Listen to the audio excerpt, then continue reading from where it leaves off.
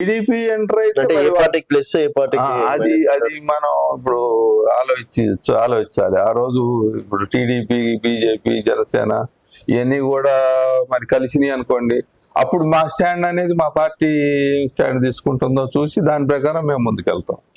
అంటే ఒక కాంగ్రెస్ కి మైనస్ అంటారా? కాంగ్రెస్ కి మైనస్ ప్లస్ అనేది ఇప్పుడు కాంగ్రెస్ అసలు టీడీపీ పుట్టిందే కాంగ్రెస్ వ్యతిరేకంగా. అవును, అసలు ఫస్ట్ టీడీపీ కాంగ్రెస్ మీద ఫైట్ చేసింది. మళ్ళీ టీడీపీ తోటే కలిసింది 2018లో. 2018లో కలవటానికి ఒకటే కారణం ఏంటంటే అదేదో మహాకూటమి అని పెట్టుకుని అన్ని పార్టీలు కలిశారు. సరే కేసీఆర్ గారు కూడా అంతకుముందు టీడీపీతో కలిశారు, ఒకసారి కాంగ్రెస్ తో కలిశారు, అంతకుముందు ఒకసారి విడివిడిగా పోటీ చేశారు. కాంగ్రెస్ తో కలిపి గవర్నమెంట్ కూడా పంచుకున్నారు ఆయన. అంటే ఇప్పుడు టీడీపీ హైదరాబాద్ ఎంటర్ అయితే కాంగ్రెస్ పార్టీకి చాయిస్ ఉంటుందా అని? కాంగ్రెస్ పార్టీకి ఛాయిస్ అనేది మేము ఇప్పుడు ఏ పార్టీలు కలిసి వస్తాయి అనేది ఆలోచిస్తాం ఫస్ట్. అసలు ఫస్ట్ మీకు ఒకటి విషయం తెలుసు కదా, చంద్రబాబు నాయుడు గారు కూడా కాంగ్రెస్ పార్టీలో ఎదిగిన ఆయన. కాంగ్రెస్ పార్టీ ఫస్ట్ మినిస్ట్రీ కూడా ఇచ్చింది మా కాంగ్రెస్ గవర్నమెంట్. ఇది 140 సంవత్సరాల పార్టీ. కార్యకర్తల్ని, నాయకుల్ని తయారు చేసే కర్మాగారం ఇది కాంగ్రెస్ పార్టీ అంటే. సో అందుకని మేమేం చేస్తామంటే మా స్టాండ్ మేము తీసుకుంటాం. మా స్టాండ్ మేము తీసుకుని మేము ఇప్పుడు ఆ విధంగా ఎట్లా ముందుకెళ్లాలని ఆలోచించి చంద్రబాబు నాయుడు గారిని ఎదుర్కొంటాం, అవసరమైతే మోడీ గారిని ఎదుర్కొంటాం, కేసీఆర్ గారిని ఎదుర్కొంటాం, కేటీఆర్ గారిని ఎదుర్కొంటాం, హరీష్ రావు గారిని ఎదుర్కొంటాం. ఇప్పుడున్న సిచ్యువేషన్ లో పక్క. ఎందుకంటే మాది గాంధీయిజం. మాది గాంధీ గారు ఇచ్చిన సలహా మేరకు కాంగ్రెస్ పార్టీ నడుస్తుంది ఇప్పటికీ కూడా. గాంధీ గారు ఏమైతే చెప్పారో సూచనలు, ఆ సూచనలే ఫాలో అవుతాం మేము. Okay sir. అండ్ సో మరి ఇప్పుడున్నటువంటి జనరల్ పరిస్థితిలో అండ్ అంటే బీజేపీ కావచ్చు, జనసేన కావచ్చు, టీడీపీ కావచ్చు, ఆ మూడు కలిస్తే ఆల్మోస్ట్ ఆ ముగ్గురికి ఎక్కువ ఛాయిసెస్ ఉన్నాయి ఇక్కడ మీకు కావచ్చు. క్యాస్ట్ ఈక్వేషన్ లో చూసుకున్నా కూడా అండ్ తర్వాత బీఆర్ఎస్ కి ఛాయిసెస్ ఉన్నాయి. అండ్ జీరో ఉన్నటువంటి కాంగ్రెస్ పార్టీ హైదరాబాద్ లో నెక్స్ట్ అంటే జిహెచ్ఎంసీ లో బోని కొడుతుందా లేదా అన్నది అది కొట్టాలనే మా యొక్క అంతిమ లక్ష్యం. కొట్టాలనే. ఇప్పుడు దానికి ఏ విధంగా ప్రతివ్యూహాలు అంటే ఇక్కడ ఉన్నటువంటి ఎమ్మెల్యేలను చేర్చుకుంటారా?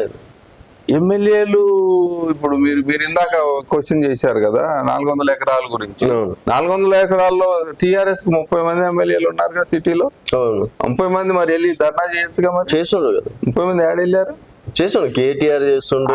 కేటీఆర్ ఎక్కడ ఎమ్మెల్యే? సిటీ వాళ్ళని ఎందుకు తీసుకెళ్ళలేకపోతున్నారు ఆయన?